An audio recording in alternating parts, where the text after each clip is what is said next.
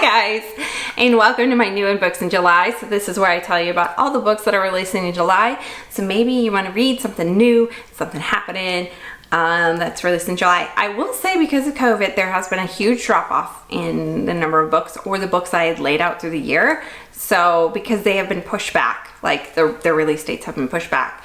So yeah, it was harder to find some for July, but I still kind of found quite a few. So let's go ahead and dip in.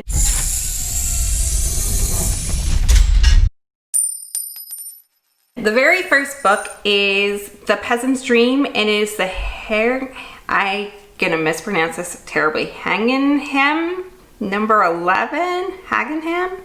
I don't know, by Melanie, Dickerson, and this comes out July 7th, 2020. This book I chose because it sounded cute and it sounded like I wanted to get in the series. It sounded a bit of like a normal like spin-off of like Cinderella, Rapunzel-esque, but this is about the youngest daughter of the Duke, and her name is Adela, and she's just like not out, she is not allowed outside the walls, and she sneaks out one time and meets a guy, and this guy is providing for his family because I think his father drinks too much and doesn't provide, and he does wood carvings and he gets really inspired and does some carvings, I think, of Adele, which I think some of the people would know her, but yeah, it sounds kind of Rapunzel-esque, kind of Cinderella-y, and it sounded really good, and I thought I could probably read that series.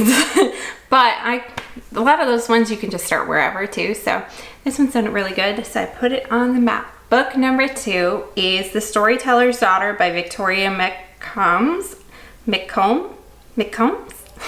by Victoria McCombs, and it comes out July 14th, 2020. Alright, so this one is a Rumpelstiltskin retelling, which I always love. This one is about a king in a land where everybody receives gifts, and then one girl is born without a gift, and her name is Cosette, and she lies her heart out, and she's brought before the king for her particular gift, and realizes she doesn't have any power, so she's gonna seek out this man named Rumpelstiltskin, who I think in this series used to be a previous king, and it's not really good. I love retellings and spin-offs of old, and yeah, that's how it made the list. I just read a Rumpelstiltskin retelling and it was really, really good. I think it was by, was it? No, The Traitor Prince was The Prince and the Pauper. I can't remember, but it was the CJ Redwine series. I liked that series. It was a lot of fun.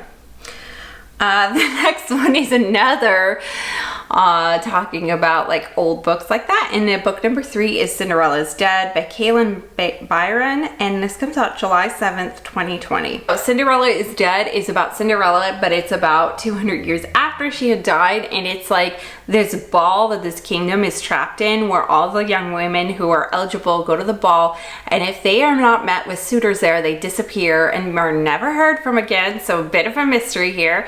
And so one girl of course goes, doesn't want to go, and she wants to marry her best friend, and then when she gets there she stumbles, like as an attempt of escape, she stumbles upon like one of the last heirs of Cinderella from Cinderella and her stepsisters, and her and that heir I think team up to take down the king, to take down this ball. And yeah, that's the storyline. It sounds really fun. I think this one is coming out on ebook, and it's got a really pretty cover though, and I don't know, it sounded really intriguing and fun. Definitely YA, I would say. Book number 4 is YA as well, and it is Not Another Love Song by Olivia Wildenstein, and it comes out July 7th, 2020. So this is about a young girl who's really motivated in music, and she wants to break into the Nashville music scene, and she's pouring her heart out and doing everything she can for this one song. Her mom doesn't seem to have any faith in her from the description, and then comes along a boy who is hugely distract-worthy of her goals, and she's always been about her goals and her dreams and music. So yeah, we'll see where it takes them. It sounds like a really teen YA contemporary read. So hopefully I like it. Book number 5 is Afterland by Beukes, and this comes out July 28, 2020. This is about a mother-son duo adventure story across the land. So this is like a dystopian, I believe, like probably a YA dystopian because of the age of the boy.